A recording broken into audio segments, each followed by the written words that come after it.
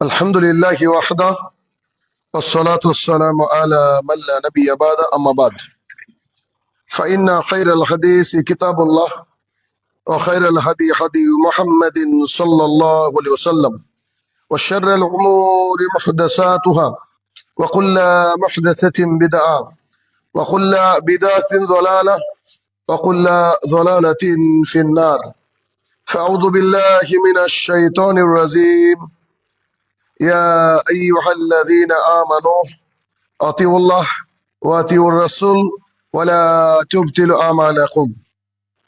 عن أبي هريرة رضي الله تعالى عنه قال رسول الله صلى الله عليه وسلم كل أمة يدخلون الجنة إلا من أبى قيل يا رسول الله من أبى قال من أطاعني دخل الجنة ومن أساءني فقد أبى. عن عائشة رضي الله تعالى عنها قالت قال رسول الله صلى الله عليه وسلم من عمل عملا ليس عليه أمرنا فهو رد. সম্মানিত উপস্থিতি, সর্বপ্রথম আল্লাহ সুবহানাহু ওয়া তাআলার বারগাহে শুকরিয়া জ্ঞাপন করব যে আল্লাহ তাআলা তার পবিত্র ঘর মসজিদে সালাতুল জুমা আদায় করার লক্ষ্যে শত ব্যস্ততার মাঝেও আমাদেরকে আসার তৌফিক আদা করেছেন। যিনি কঠিন এবং কঠোর দিবসের একচ্ছত্র অধিপতি সে রব্বুল ইজ্জাতের বারগাহে শুকরিয়া জ্ঞাপনার্থে আমরা বলি আলহামদুলিল্লাহ। অতঃপর সমগ্র মানব জাতির শিক্ষক, সমগ্র মানব জাতির পথ প্রদর্শক মুহাম্মদুর রাসূলুল্লাহ সাল্লাল্লাহু আলাইহি সাল্লামের উপর শতকোটি সালাত ও সালাম বর্ষিত আমরা বলি আল্লাহুম্মা আমিন। আজ জুমার খুতবার বিষয় অল্পে তুষ্টি, পর্ব 1। এই বিষয়ে বেশ কিছু জুমার খুতবা হবে বলে আমি মনে করি। আর এক একটা বিষয় যেগুলো আমাদের জীবনের সাথে ওতপ্রোতভাবে জড়িত, সেই বিষয়গুলো আমাদের অনুধাবনের দরকার আছে। সেই সাথে সাথে আমাদের জীবনকে সুন্দর করে আখিরাতমুখী করার জন্য রাসূল সাল্লাল্লাহু আলাইহি ওয়াসাল্লামের দেখানো পথ এবং পন্থা অবলম্বন করার জন্য এগুলো আমাদের বিশেষ দরকার। আজকে সংক্ষিপ্ত জুমার খুতবার বিষয় বললাম অল্পে তুষ্টি, যার সরল বাংলা ভাষা হচ্ছে সামান্যতে খুশি থাকা। অর্থাৎ এমনও মানুষ পৃথিবীতে আছে যাদের সম্পদের পাহাড় রয়েছে, তারপরেও সেই ব্যক্তিগণ, সেই মানুষরা তার সম্পদে খুশি নয়, আরো বেশি চাই, আরো বেশি চাই, এরকম একটা মানুষের মধ্যে টেন্ডেন্সি সবসময় কাজ করে। তো আমরা ধারাবাহিকভাবে জানার চেষ্টা করব যে অল্পে তুষ্টির নির্দেশনা আল্লাহ এবং আল্লাহ রসুলের তরফ থেকে কি আছে, আর সামান্যতে খুশি এটা হওয়ার দুনিয়া এবং আখিরাতের যে উপকার, সে উপকার সমূহ কি, এগুলো আমরা জানার চেষ্টা করব। অতএব খুব মনোযোগ সহকারে কথাগুলো শুনতে হবে, কেননা যে কথাগুলো এখান থেকে বলা হবে আল্লাহ এবং আল্লাহ রসুলের কথা। অল্পে তুষ্টি, সামান্যতে খুশি, এ বিষয়ে প্রথমে আমরা দেখব আল্লাহ সুবহানাহু ওয়া তাআলা কোরআনুল কারীমের মধ্যে এ বিষয়ে কোনো দিক নির্দেশনা দিয়েছেন কিনা। আমরা এ বিষয়ে বেশ কিছু আয়াত পাই, তার একটা আয়াত আমরা বাংলা অনুবাদ দেখব, যাতে আমরা আমাদের ভাষায় আমরা বুঝতে পারবো যে আল্লাহ সুবহানাহু ওয়া তাআলা কি বলেছেন। সূরা তোহা 20 নম্বর সূরার 131 নম্বর আয়াত। আল্লাহ সুবহানাহু ওয়া তাআলা বলেন, আর তোমার চোখ দুটি, চক্ষুদ্বয়, আমাদের যে চোখ রয়েছে চোখের ব্যাপারে আল্লাহ তাআলা বলছেন, আর তোমার চক্ষুদ্বয় প্রসারিত করো না, অর্থাৎ তুমি দূর প্রান্ত পর্যন্ত দেখো না। তোমার আল্লাহ সুবহানাহু ওয়া তাআলা বলছে আর তুমি তোমার চোখ দুটোকে প্রসারিত করো না, দূর প্রান্ত পর্যন্ত দেখো না। ওই সবের প্রতি তোমার চোখ যেন ওই দিকে না যায়। কোন দিক? যা আমরা তাদের বিভিন্ন, আল্লাহ সুবহানাহু ওয়া তাআলা কোন কোন জায়গায় আমরা ব্যবহার করেছেন, এটা একটা অলংকার, মানে বস্তুত এটা আল্লাহ সুবহানাহু ওয়া তাআলা কিন্তু ব্যবহার করেছেন আমরা। আল্লাহ সুবহানাহু ওয়া তাআলা বলছে আমরা তাদের বিভিন্ন শ্রেণীর লোককে, নানান ধরনের ক্রাইটেরিয়ার মানুষকে পার্থিব জীবনের জাঁকজমকপূর্ণ কিছু জিনিস আমি তাদেরকে দিয়েছি। আল্লাহ সুবহানাহু ওয়া তাআলা বলছেন যে তোমাদের চোখটা ওই দিকে প্রসারিত করো না যাদেরকে আমি আল্লাহ সুবহানাহু ওয়া তাআলা দুনিয়ার জীবনে জাকজমকপূর্ণ জীবন তারা লাইফ লিড করছে, এরকম কিছু আমি তাদেরকে উপকরণ আমি দান করেছি। আল্লাহ তাআলা বলছে আমি দিয়েছি তাদেরকে, তোমরা ওইদিকে তোমাদের চোখকে কি করো না, প্রসারিত করো না। আচ্ছা, যাতে আমরা এর মাধ্যমে তাদেরকে পরীক্ষা করতে পারি। আল্লাহ তাআলা বলছে আমি দিয়েছি ছেড়ে দেবো এমনটা নয়, যাতে করে এর মাধ্যমে আমি তোমাদের পরীক্ষা নিতে পারি। বস্তুত তোমরা তোমাদের প্রতিপালকের কাছ থেকে, তোমাদের মাহবুদের কাছ থেকে, তোমাদের আল্লাহর কাছ থেকে যা পেয়েছো তা সেই রিজিক হচ্ছে অধিক উত্তম। তোমরা মানে আল্লাহর তরফ থেকে যা পেয়েছো তা হচ্ছে উত্তম এবং সেগুলো হচ্ছে স্থায়ী। এটা হচ্ছে সরল অনুবাদ। এর অর্থ কি? এর অর্থ হচ্ছে, ধরেন আল্লাহ সুবহানাহু ওয়া তাআলা আমাকে একটা বাড়ির মালিক করেছেন। এখন আমার পাশে আমাদের গ্রামে বা যেখানে আমরা যাই সেখানে দেখলাম যে একজনের 5 তলা বাড়ি, আরেকটু দূরে গিয়ে দেখছিলাম একজনের 10 তলা বাড়ি। তো যখন আমরা ওই 5 তলা 10 তলার দিকে তাকাবো তখন আমাদের মনে হবে যে আল্লাহ তাআলা আমাকে 1 তলা দিল, এই ব্যক্তিকে 5 তলা দিল, তার এই BMW গাড়ি দিল, তার কোটি কোটি টাকা সম্পদ ব্যবসা দিল। তো তার দিকে তাকালে আমাদের নিজেকে ছোট মনে হবে, মনে হবে যে আমার তো কিছুই নাই, আমি একটা কুড়ে ঘরে বসবাস করি বা 1 তলা বাড়িতে বসবাস করি, আমার তো কিছুই নাই। এইটা যখন আমরা দেখবো তখন আল্লাহ তাআলা বলছে যে তোমাদের চোখকে অত দূর প্রসারিত করো না। তার মানে কি, ওকে দিয়েছে আলহামদুলিল্লাহ, আল্লাহ আমাকে দিয়েছে, এটা আমার জন্য যথেষ্ট, আলহামদুলিল্লাহ, এটা বলা উচিত। আল্লাহ তাআলা বলছে তোমার চোখকে অদূর নিয়ে যেও না, ওই যে বড় বড় বিল্ডিং, বড় বড় ব্যবসা, অনেক টাকার মালিক, তার দিকে যেও না। আমি আল্লাহ তাদেরকে সম্পদ দিয়েছি, তাদের জাঁকজমকপূর্ণ জীবনের ব্যবস্থা করে দিয়েছি, যাতে করে তাদেরকে আমি পরীক্ষা করতে পারি। হিসাব একটু বুঝেন কেমন, যদি কেউ পরীক্ষা দেয় 5টা সাবজেক্টের উপরে আর কেউ 10টা সাবজেক্টের উপরে পরীক্ষা দেয়, কার পরীক্ষা সহজ হবে? যার সাবজেক্ট 5টা। যাকে আল্লাহ তাআলা যত বেশি সম্পদ দিয়েছে তাকে আল্লাহ তাআলা পরীক্ষা করবেন তত বেশি। যেহেতু পরীক্ষা করে ফলাফল জান্নাত অথবা জাহান্নাম, তাহলে আমার এত দরকার কি যত কম সাবজেক্ট পাস করা যায়। এজন্য আল্লাহ সুবহানাহু ওয়া তাআলা বলছে ওকে আমি জাঁকজমকপূর্ণ অনেক কিছু দিয়েছি, জীবন উপকরণ দিয়েছি, যা তোমরা ওইদিকে দেখো না। তোমরা এতে সন্তুষ্ট থাকো যে তোমার আল্লাহ তোমাকে যে রিজিক দিয়েছেন এই রিজিকের উপরে সন্তুষ্ট থাকো। আল্লাহ যা দিয়েছে তারপরে সন্তুষ্ট থাকো। তুমি যদি সন্তুষ্ট থাকো তাহলে বুঝে নিও এটা তোমার জন্য স্থায়ী, ওইটা স্থায়ী নয়। তার মানে আল্লাহ সুবহানাহু ওয়া তাআলাই তো সম্পদ দেয়। আল্লাহ সুবহানাহু ওয়া তাআলা আব্দুর রহমানকে দিয়েছে 1 লাখ টাকা, আল্লাহ সুবহানাহু ওয়া তাআলা আব্দুর রহিমকে দিয়েছে 1 কোটি টাকা। আল্লাহ চাইলে কি আব্দুর রহমানকে দিতে পারতেন না? দিতে পারতেন। তো আল্লাহ তাআলা চান যে তার বান্দা যেন অল্পে তুষ্ট থাকে, অল্প পেয়ে বলে যে আলহামদুলিল্লাহ, আমি আল্লাহ আমাকে যা দিয়েছে আলহামদুলিল্লাহ, আমার এত বেশি দরকার নাই, দুনিয়াতে একটু চলে ফিরে বেড়াতে পারলে হলো। তো আল্লাহ সুবহানাহু ওয়া তাআলার এই আয়াত থেকে আমরা বুঝতে পারলাম যে আল্লাহ সুবহানাহু ওয়া তাআলা আমাদের চোখকে প্রসারিত করতে নিষেধ করেছেন তাদের প্রতি যাদেরকে আল্লাহ তাআলাই দিয়েছেন জাঁকজমকপূর্ণ কিছু, আর তাদেরকে তা দিয়ে পরীক্ষা করা হবে। আর আল্লাহ সুবহানাহু ওয়া তাআলা পক্ষান্তরে বলছে যে তোমার রব তোমাদেরকে, যদিও তাদের রব আল্লাহ তাআলা, আল্লাহ সুবহানাহু ওয়া তাআলা কত ভালোবাসে তাদেরকে, যাদেরকে অল্প অর্থ দিয়েছে, তাদেরকে আল্লাহ তাআলা বলছে তোমার রব তোমাকে যা দিয়েছে, স্বল্প রিজিক দিয়েছে, তা নিয়ে তুমি কি থাকো? তুষ্ট থাকো, তুমি খুশি থাকো যে আলহামদুলিল্লাহ আল্লাহ তাআলা আমাকে যা দিয়েছে আমি খুশি। আর এটা যদি করতে পারো যে শুনে রাখো তোমাকে যা দিয়েছি এটা অধিক উত্তম আর অধিক স্থায়ী ওদের চেয়ে, অধিক উত্তম আর অধিক স্থায়ী ওদের চেয়ে। তাহলে অত্র আয়াত কিন্তু খুব সুন্দর একটা আয়াত যে আমরা যে যে অবস্থানে আছি, যার যতটুকু সম্পদ, এই সম্পদ নিয়ে যদি সুখে থাকতে পারি, খুশি থাকতে পারি, তাহলে আল্লাহর আনুগত্য করার একটা অন্যতম নিদর্শন। এরকম আরো অনেক আয়াত ছিল, আমরা অত বেশি দেখবো না, কেননা খুতবা আমাদের লম্বা হবে। আমরা মুহাম্মদ সাল্লাল্লাহু আলাইহি ওয়াসাল্লাম কি বলেছেন কয়েকটা হাদিস দেখবো।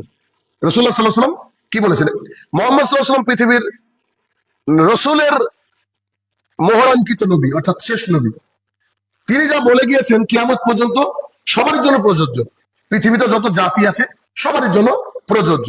অর্থাৎ তিনি শুধু বলে যান গিয়েছেন এমনটা নয়, নিজের জীবন দিয়ে দেখে গিয়েছেন, নিজের জীবন দিয়ে দেখে গিয়েছেন। আল্লাহ সুবহানাহু ওয়া তাআলা তাকে বিলাসিতা দিতে চেয়েছিলেন। আল্লাহ সুবহানাহু ওয়া তাআলা তার জন্য বাথা নামক উপত্যকা সোনা দিয়ে মরিয়ে দিতে চেয়েছিলেন। আল্লাহ সুবহানাহু ওয়া তাআলা অঢেল সম্পদ তাকে দিতে চেয়েছিলেন, কিন্তু তিনি নেননি। ওখান থেকে আমাদের শিক্ষার বিষয় আছে। এমন একজন শিক্ষক তিনি, যিনি শুধু বলেনই না, বরং তার নিজের জীবনে অ্যাপ্লাই করে সমগ্র বিশ্ববাসীকে দেখিয়ে গিয়েছেন যে তোমরা আমার কথা এভাবে মেনে চলবা যেটা আমি মেনে চলেছি, আর এটা হচ্ছে আল্লাহ সুবহানাহু ওয়া তাআলার নির্দেশ। অতএব আমাদেরকে এভাবে চলা উচিত, এটা মুহাম্মদ সাল্লাল্লাহু আলাইহি ওয়াসাল্লাম বলেছেন। দেখেন একটা হাদিস, ওবায়দুল্লাহ ইবনু মিহসান আনসারী রাদিয়াল্লাহু তাআলা বলেন, একজন আনসারী সাহাবী। আনসারী মানে হচ্ছে মক্কা থেকে যারা মদিনাতে এসেছে মুহাম্মদ সাল্লাল্লাহু আলাইহি ওয়াসাল্লামের সাথে অথবা সাথে নয়, তারা হচ্ছে হিজরত করে রেখেছে, তাদেরকে বলে মুহাজির। আর আনসারী মানে তাদেরকে যারা সাহায্য করেছে। আনসার শব্দের অর্থ হচ্ছে সাহায্যকারী। তো আনসারী মানে রাসূল সাল্লাল্লাহু আলাইহি ওয়াসাল্লাম তার সাহাবায়ে কেরাম ইত্যাদি এনাদেরকে সাহায্য করেছেন। তেমন একজন আনসারী সাহাবী, ওনার নাম হচ্ছে ওবায়দুল্লাহ ইবনু মিহসান রাদিয়াল্লাহু তাআলা আনহু। তিনি বলছেন যে রাসূল সাল্লাল্লাহু আলাইহি ওয়াসাল্লাম বলেছেন, তোমাদের, দেখেন কি সুন্দর হাদিস, যে তোমাদের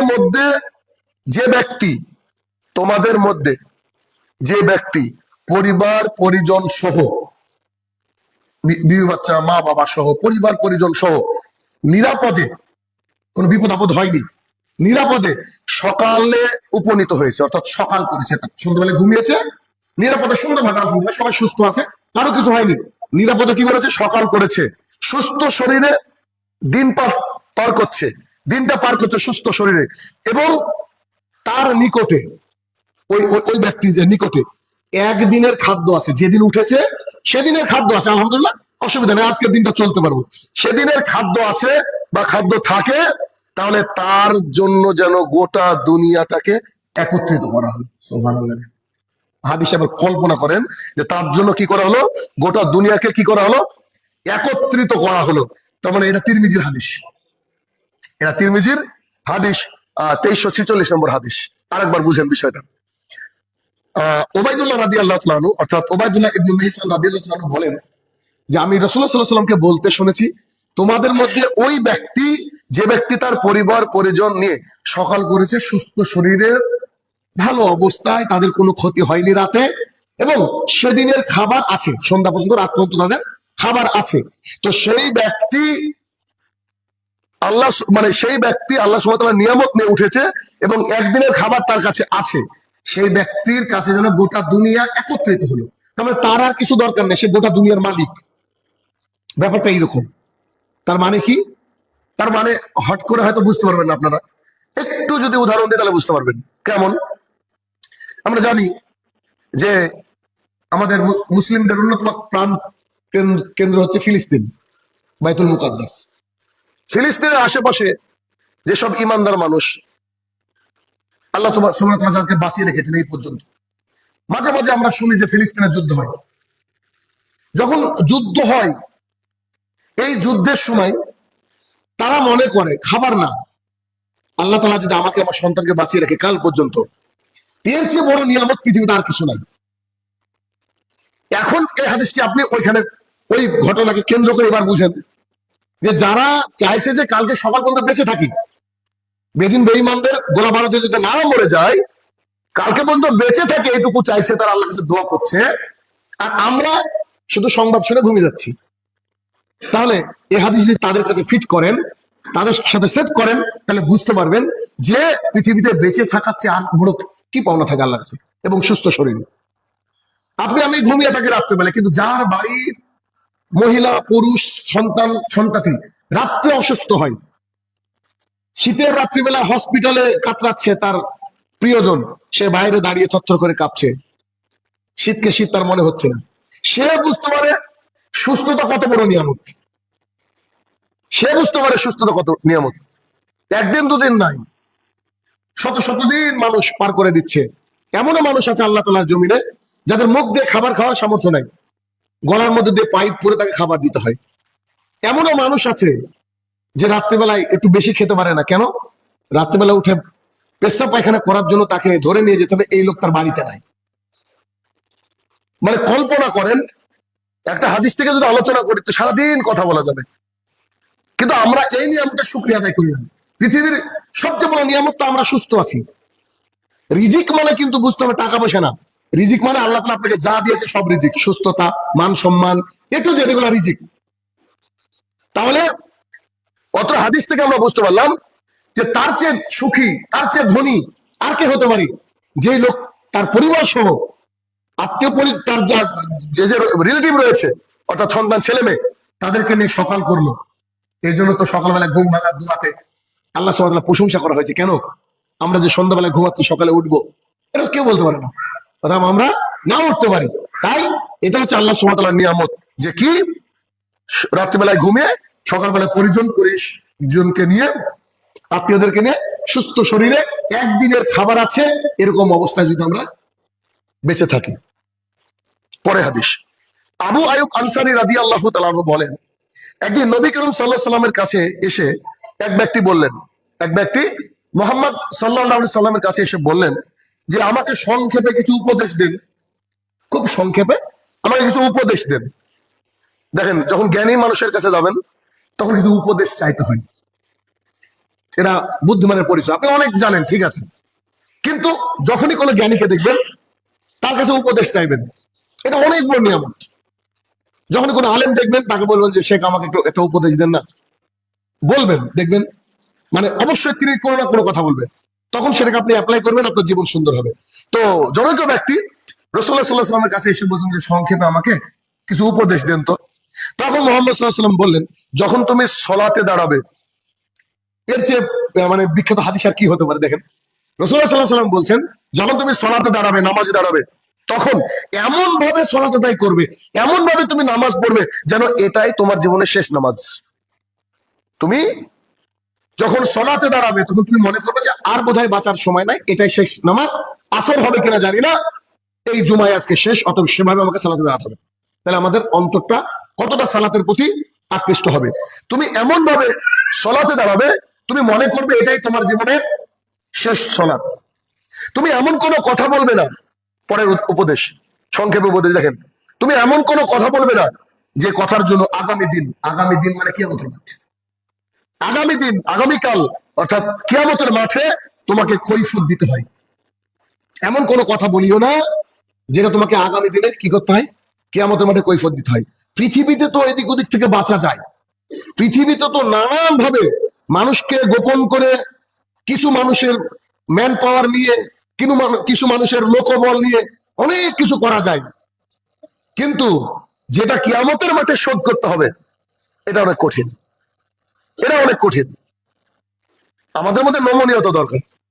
আমরা মনে করি অনেক কিছু, কিন্তু না, কারণ পৃথিবীতে কারোর সাথে কিছু একটা হয়ে যেতে পারে, কিন্তু কাউকে এমন একটা কথা বলে দিলেন যেটার জন্য যদি আল্লাহ তাআলা আপনাকে দাঁড় করায় যে তুমি ওই সম্পর্ক, ওনার সম্পর্কে কেন এই কথা বলেছেন, এই এই এই বিষয়টা যদি আল্লাহ সুবহানাহু ওয়া তাআলা আপনাকে আমাকে জবাবদিহিতার মধ্যে ফেলে দেয়, প্রশ্ন করে, সেই মুহূর্তে কি প্রশ্ন উত্তর দিতে পারবো? এই জন্য রাসূল সাল্লাল্লাহু আলাইহি ওয়াসাল্লাম বলছে, তুমি এমন কোনো কথা বলিও না আগামীকাল তথা কিয়ামতের মাঠে যেন ওটা নিয়ে তোমাকে কৈফিয়ত জারি করা হয়, ওটা নিয়ে তোমাকে জিজ্ঞাসা করা হয়। এই জন্য রাসূল সাল্লাল্লাহু আলাইহি ওয়াসাল্লাম ওই যে হাদিস আমি বারবার করে বলি যে আল্লাহ রাসূল বলছে ফালিয়াকুল খাইরা আও লিয়াসমুত, কিছু বলতে হলে ভালো বলুন, এটা চুপ থাকুন, কারণ চুপ থাকাটা একটা ইবাদত, চুপ থাকা সবাই পারে না। আচ্ছা, কৈফিয়ত দিতে হয়। আর মানুষের কাছে যা আছে তা থেকে নিরাশ হওয়া, মানুষের কাছে যা আছে মানে একজনের কাছে অনেক সম্পদ আছে, অনেক টাকার মালিক, এই থেকে যে নিরাশ হওয়ার ব্যাপারে দৃঢ় প্রতিজ্ঞ থাকতে হবে যে ওর কাছে আছে আলহামদুলিল্লাহ, আল্লাহ ওকে দিয়েছে আর আল্লাহ আমাকে এটুকু দিয়েছে, এই বিষয়ে কি থাকতে হবে, দৃঢ় প্রতিজ্ঞ থাকতে হবে। তো এই হচ্ছে হাদিস, আর এই তিনটে হচ্ছে রাসূল সাল্লাল্লাহু আলাইহি ওয়াসাল্লামের কাছ থেকে পাওয়া জনৈক ব্যক্তির সেরা উপদেশ। কত সুন্দর উপদেশ!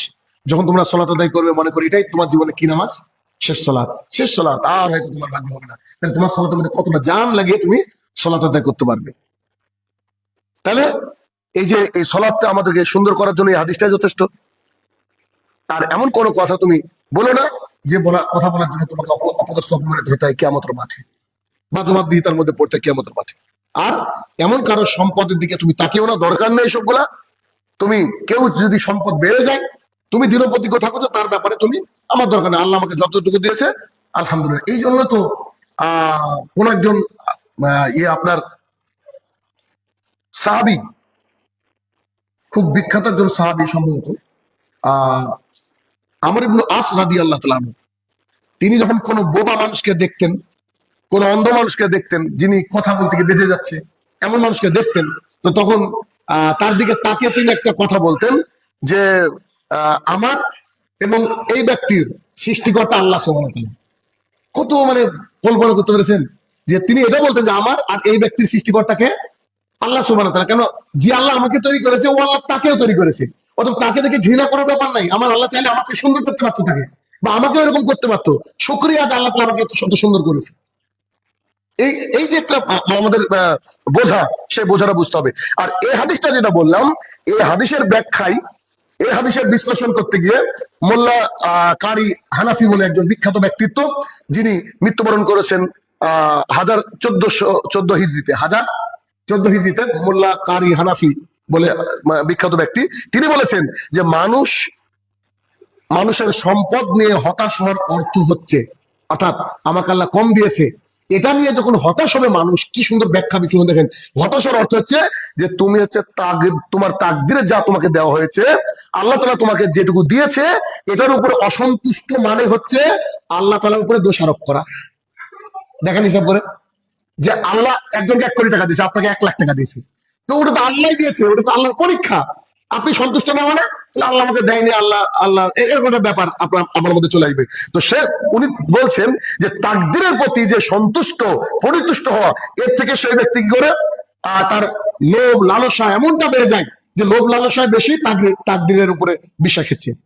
অর্থাৎ তাকদীরের উপরে বিশ্বাস করা দরকার, তার চেয়ে কি লোভ লালসা তার মধ্যে বেশি বেড়ে যায়। অর্থাৎ অপরকে সম্পদ দিলে তার জন্য দোয়া করতে হবে, আল্লাহ তাআলা তাকে সেই সম্পদ সঠিক রাস্তায় খরচ করার তৌফিক আদা করুক, আল্লাহ তাআলা তাকে আরো বেশি সম্পদ দিক, এইভাবে তার জন্য আমাদেরকে দোয়া করতে হবে। এটা আমাদের বৈশিষ্ট্য হওয়া উচিত। কিন্তু আমরা উল্টোটা করি, আল্লাহ সুবহানাহু ওয়া তাআলা আমাদেরকে সহি বুঝদান করুক, আল্লাহুম্মা আমিন। আলহামদুলিল্লাহি ওয়াহদাহু ওয়াসসালাতু ওয়াসসালামু আলা মান লা নাবিয়্যা বা'দা, আম্মা বা'দ। আমরা দেখছি অল্পে তুষ্ট। প্রথমে দেখলাম আল্লাহ সুবহানাহু ওয়া তাআলার কোরআনুল কারীম থেকে একটা আয়াত, তারপরে মুহাম্মদ সাল্লাল্লাহু আলাইহি ওয়াসাল্লামের কাছ থেকে 2টো হাদিস, আরো কয়েকটা হাদিস আমরা ইনশাআল্লাহ দেখবো। আবু সাঈদ খুদরি রাদিয়াল্লাহু তাআলা আনহু বলেন, একদিন কিছু সংখ্যক আনসারী সাহাবী আল্লাহ রাসূল সাল্লাল্লাহু আলাইহি সাল্লামের কাছে আসলেন, এসে কিছু চাইলেন, মুহাম্মদ সাল্লাল্লাহু আলাইহি ওয়াসাল্লামের কাছে এসে কিছু চাইলেন, তিনি তাদের দিলেন। পুনরায় আবার তারা আসলেন, আবার কিছু চাইলেন, তিনি তাদেরকে আবার দিলেন। এমন কি তিনি তাদেরকে যা অবশিষ্ট ছিল তা সব দিয়ে দিলেন, যা ছিল সব দিয়ে দিলেন। এরপর তিনি বলেন, মানে মুহাম্মদ সাল্লাল্লাহু আলাইহি ওয়াসাল্লাম বলছেন, কথা শুনেন, আনসারী একদল সাহাবী এসে চাইলেন, তিনি দিলেন, আবার চাইলেন, তিনি যা ছিল সব দিয়ে দিলেন, দ্বিতীয়বার চাওয়াতে। এখন মুহাম্মদ সাল্লাল্লাহু আলাইহি ওয়াসাল্লাম সব দিয়ে দিয়ে বলছে, আমার নিকটে যে মাল থাকে, আল্লাহ রাসূল সাল্লাল্লাহু আলাইহি ওয়াসাল্লাম বলছেন যে আমার নিকটে যে মাল থাকে তা তোমাদের না দিয়ে আমার নিকটে আমি জমা রাখি না। এই কথার অনেক অর্থ হতে পারে। এমন হতে পারে মুহাম্মদ সাল্লাল্লাহু আলাইহি ওয়াসাল্লাম অভিমান করে বলছে যে তোমরা আমাকে চেক করতে চাইছো, পরীক্ষা করতে চাইছো, যে আমার কাছে মেলা অনেক কিছু থাকে, বোধহয় তোমরা ভাবিও না যে আমার কাছে অনেক কিছু থাকে। আমি হয়তো তোমাদেরকে দিই, আবার দিই, ভাবো যে বোধহয় আমার কাছে অনেক থাকে, অল্প দেয় না। এটা কিন্তু ভুল। এটা কিন্তু দারুণ একটা শিক্ষা, কিন্তু এটা একজন মানুষ যখন প্রতিবার কুরবানি দিচ্ছে, তাকে দেখে আপনি মনে করেন তো লাখ লাখ টাকার মালিক, কুরবানি তো দিবে। আপনি খোঁজ দিয়ে দেখেন সে লোকটা হয়তো এত কষ্ট কুরবানি দিচ্ছে কেন? আল্লাহকে ভালোবাসে তাই, তাই অনেক কষ্ট হয়তো গুছিয়ে সে টাকা দিয়ে কুরবানি দিচ্ছে। তো এই বিষয়গুলো আমাদের কিন্তু হাদিসের প্রত্যেকটা এক একটা লাইনে অনেক বড় বড় শিক্ষা।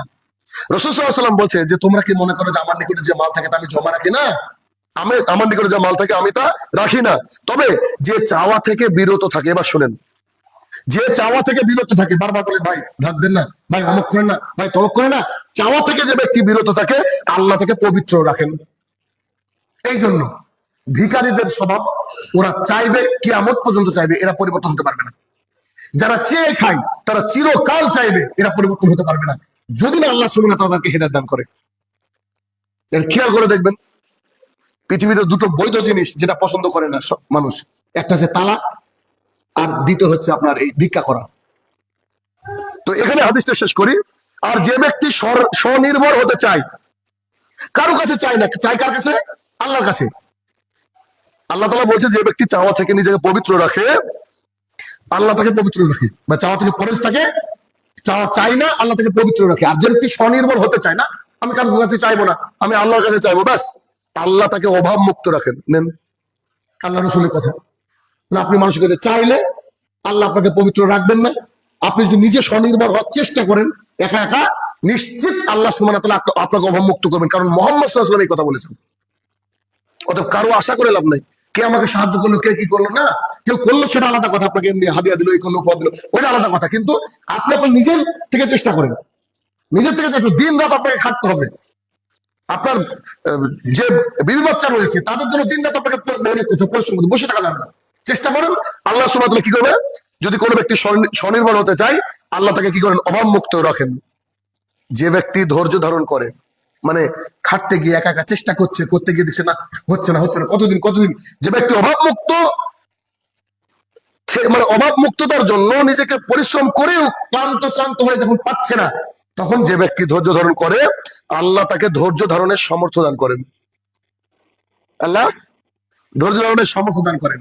1 কোটি টাকার মালিক, 10 কোটি টাকার মালিক, তার 20টা লরি চলে, 20টা বাস চলে, একটা বাস অ্যাক্সিডেন্ট হয়েছে বা কোনো ঘটনা ঘটেছে, সে ব্যক্তি আর ওই স্মৃতি ভুলতে পারে না। একজন মানুষের 1 লাখ টাকা ছিল, 1 লাখ টাকা চলে গেছে, আলহামদুলিল্লাহ, গিয়েছে ব্যাস। ধৈর্য কিন্তু সবাই ধারণ করতে পারে না।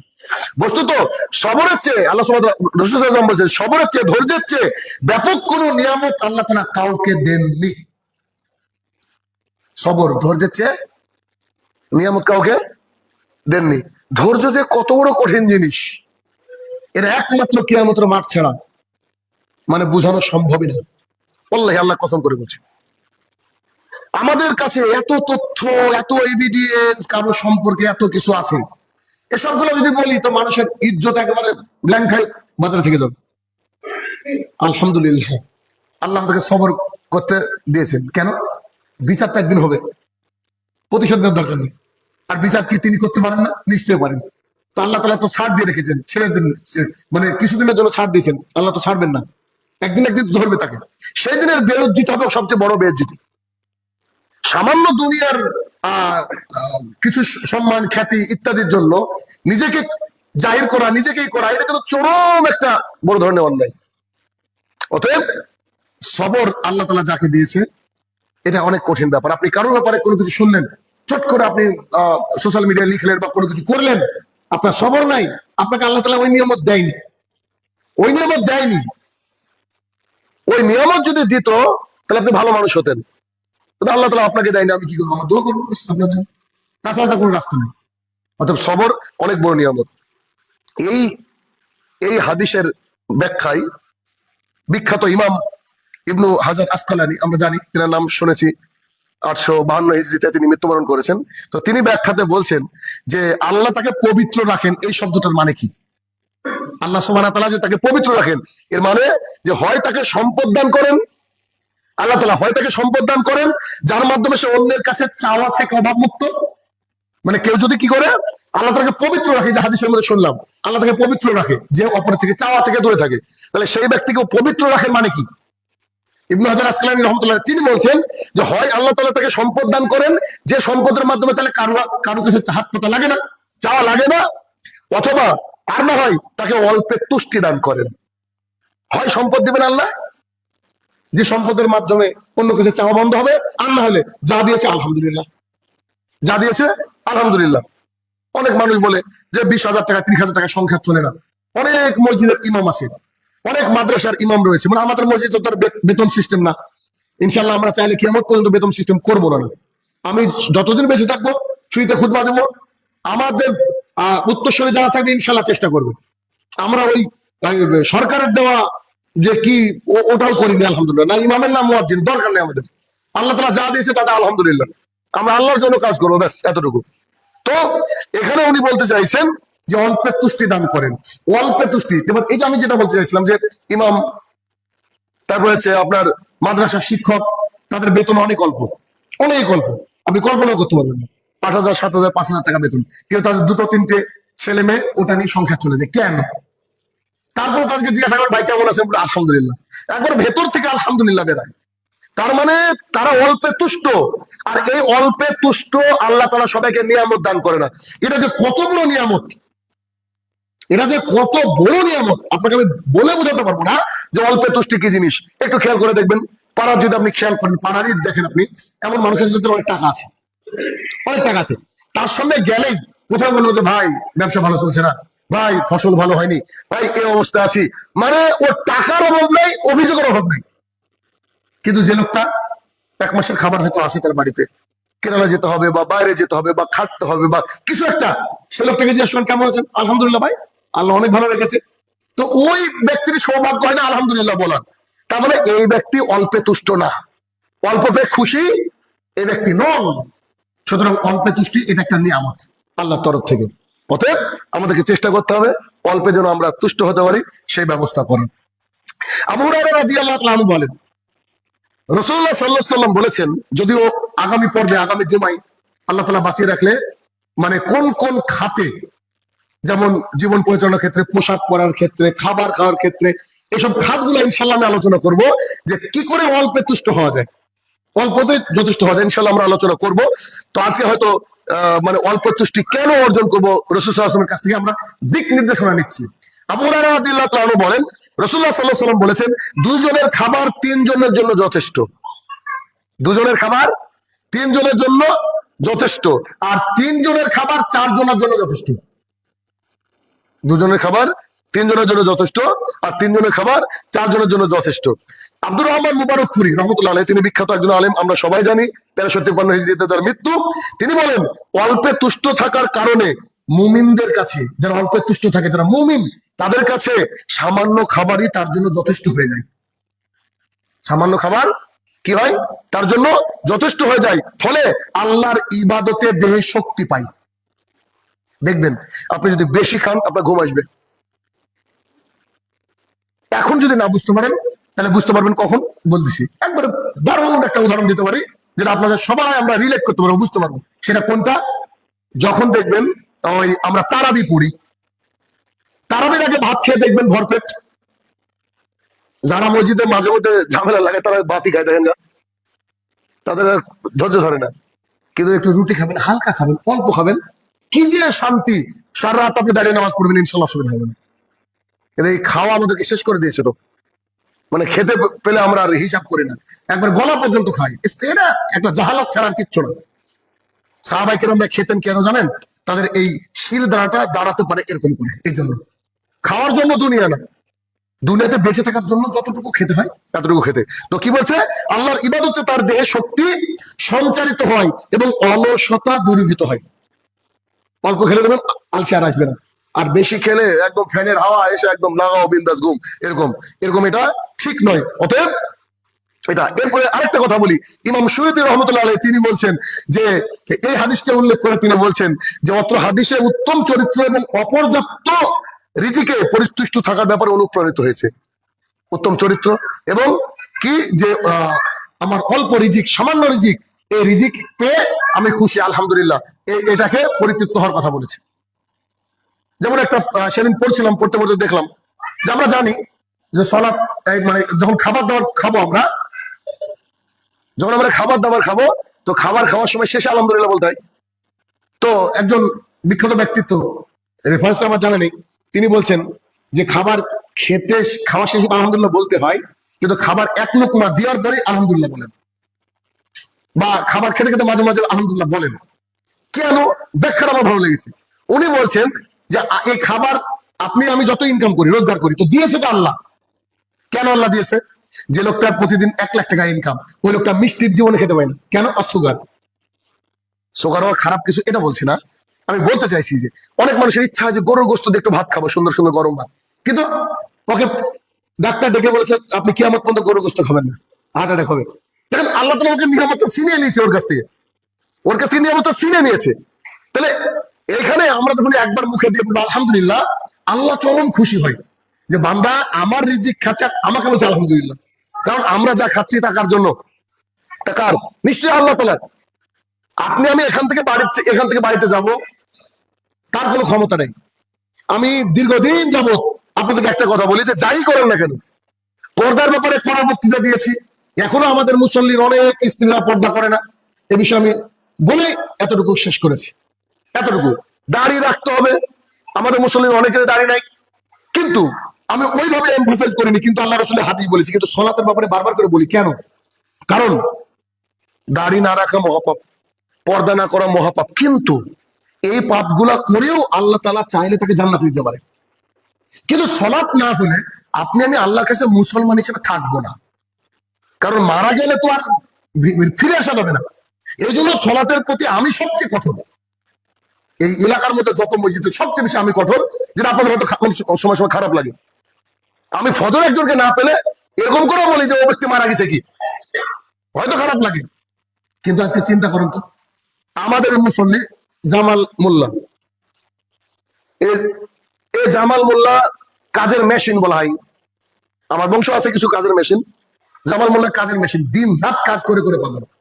আলহামদুলিল্লাহ 5 ওয়াক্তের মুসল্লি, যখনই কাজ আসে তিনি বাড়িতে বসে থাকেন, সঠিক মানে কাজ করেন, আসতে পারেন না, যখন ফ্রি থাকেন তখন আসেন। আমরা তাকে ভালোবেসেছি, বলেছি, ই করেছি। অসুস্থতা আল্লাহ তাআলার তরফ থেকে, এটার দোষারোপের কিছু না। কিন্তু কিন্তু হাইয়া আলাস সালাহ, আল্লাহ মসজিদে মুয়াজ্জিনকে দিয়ে ডাকাচ্ছেন, মুয়াজ্জিনকে দিয়ে আল্লাহ বলাচ্ছেন, তো মুয়াজ্জিন এখন তো আজান দিতে পারে না, হিম্মত আছে পারবে না, আজান হয়ে গেছে আবার আসরে, তাহলে মুয়াজ্জিন বলছেন এটা আল্লাহ তাআলা বলাচ্ছে। তো হাইয়া আলাস সালাহ যখন বলছে মুয়াজ্জিন, তখন আমরা বাড়িতে বসে কি বলছি? লা হাওলা ওয়ালা কুওয়াতা ইল্লা বিল্লাহ। কোনোদিন ভেবে দেখেছি যে আল্লাহু আকবারের সাথে আল্লাহু আকবার বলছি, আশহাদু আল্লা ইলাহা ইল্লাল্লাহর সাথে আশহাদু আল্লা ইলাহা ইল্লাল্লাহ বলছি, কিন্তু আল্লাহ যখন মসজিদে আসতে বলছে, হাইয়া আলাস সালাহ মানে কি? সালাম মানে নামাজ, হাইয়া আলা মানে আসো মসজিদে নামাজ পড়তে। আর আমরা আল্লাহকে কি বলছি? লা হাওলা ওয়ালা কুওয়াতা ইল্লা বিল্লাহ। আল্লাহ তুমি যদি শক্তি না দাও আমি যেতে পারবো না। সবচেয়ে ভালো উদাহরণ আমাদের পাড়া জামাল মোল্লা। কেন? ওর এখন অন্তত চাইছে নামাজ পড়তে আসি, কিন্তু আল্লাহ তাআলা যদি এমন এমন সিস্টেম করতেন যে হাইয়া আলাস সালাহ মুয়াজ্জিন বলবে, আমরা বলতাম হ্যাঁ আসছি, আরবিতেই বলতাম, আসছি বলতাম, তাহলে ওই ব্যক্তি বিপদে পড়ে যেত। কেন? ও প্যারালাইসিস, উনি প্যারালাইসিস হয়ে গেছে, আসতে পারতেন না। আল্লাহ তাআলার কতগুলো নিয়ামত যে আল্লাহ তাআলা আমাদের মুখ দিয়ে এটা বলে দিয়েছে, লা হাওলা ওয়ালা কুওয়াতা ইল্লা বিল্লাহ। এখন জামাল মোল্লা বলতে পারবে, আল্লাহ গো তুমি ডাক সময় বুঝতে পারো, কিন্তু আমার তো সামর্থ্য নাই, তুমি যদি সামর্থ্য দাও তবে আবার যাবেন। দেখেন কি সুন্দর কথা। তাহলে আজকে বেচারা অসুস্থ হয়ে পড়ে আছে, অসুস্থতা নিয়ামত। হয়তো আল্লাহ তাআলা এই অসুস্থতার মাধ্যমে তাকে পৃথিবীর সমস্ত গুনাহ হয়তো ক্ষমা করে আল্লাহ তাকে জান্নাত দিতে পারে। কে বললো? তার উপরে দোষারোপ নাই আমাদের। কিন্তু আমি আপনাদেরকে এত কড়া করে কথা বলি, এত কঠিন করে কথা বলি আপনাদেরকে, আপনারা আপনার গ্রামের ছেলে, আপনি জানেন কোনোদিন কারোর সাথে ঝগড়া করেছি, ঝামেলা করেছি, কাউকে তুই তো ঘরে করে কথা বলেছি বলিনি, হয়তো কিয়ামত পর্যন্ত বলবো না। কিন্তু সলাতের ব্যাপারে আমার চেয়ে করার কেউ নেই। এত কথা বলি, এত খারাপ খারাপ কথা বলি আপনাদের, কেন? কারণ আমি যতটুকু বুঝেছি হয়তো আপনাদেরকে তো বুঝাতে পারিনি বা আপনারা বুঝতে পারেনি, যে সলাৎ ছাড়া কোনো রাস্তাই নাই। অন্যান্য পাপ আল্লাহ হাত পা ধরেন, আল্লাহকে কাঁদেন, আল্লাহর কাছে হয়তো ক্ষমা হবে, কিন্তু সলাৎ যদি না থাকে তাহলে কাদার রাস্তাও বন্ধ, কাদার রাস্তা বন্ধ। আপনার বিশাল সব হজ করতে যাবেন, পাসপোর্ট করতে গিয়ে যখন আধার কার্ড চাইবে, আধার কার্ড না থাকলে জীবনে পাসপোর্ট হবে না। তাহলে যদি আধার কার্ড না থাকে তাহলে কি পাসপোর্ট হবে না? পাসপোর্ট না হলে হজ হবে না, হজ না হলে মনের আকাঙ্ক্ষা পূরণ হবে না। তাহলে প্রথমে কি রেডি করতে হবে? আধার কার্ড। তাহলে আধার কার্ড হচ্ছে, আমি নামাজ বলি, সলাৎকে আমি আধার কার্ড বলি উদাহরণ হিসাবে। এই জন্য কি করতে হবে? যে আমাদের আধার কার্ডকে রেডি, সলাৎকে রেডি করতে হবে। আমি হাজার হাজার জায়গায় যত জায়গায় বক্তৃতা করেছি, আজকে প্রোগ্রাম আছে কালিয়াচক, প্রায় জায়গায় বলি যে কোনো দিন আমার সাথে চলেন আপনি ফজরে। আমাদের মুসল্লিরা মুনিশ খাটা মানুষ, গ্রামের মানুষ খেটে খায়। এই আপনাদের কথা গোটা পৃথিবীর মানুষ এখন জানে, আলহামদুলিল্লাহ। আমার মাধ্যমে মানুষ শুনেছি, যারা বাঙালি তারা সবাই জানে যে আমার অনেকে চায় আমার মসজিদে এসে একবার সালাত আদায় করতে।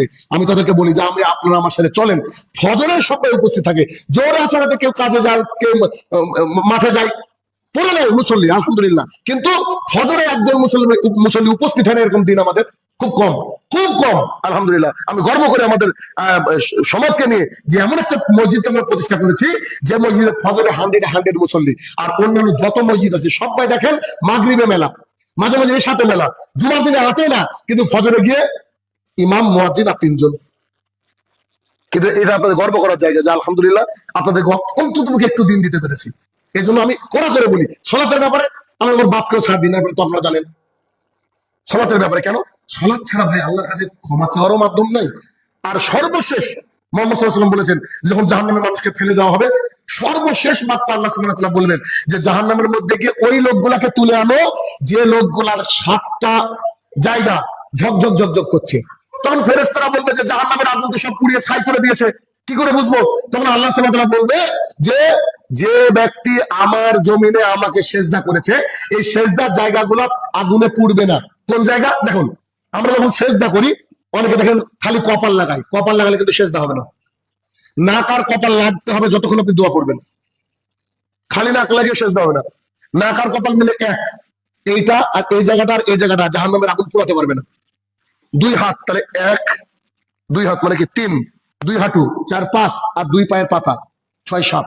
এই 7টা অঙ্গকে কিয়ামতের মাঠে জাহান্নামের আগুন পোড়াতে পারবে না। তখন আল্লাহ তাআলা লাস্ট বলবে ফেরেশতাকে, যাও দেখো তো কারণ এগুলো জ্বলছে কিনা, জকজক করছে কিনা।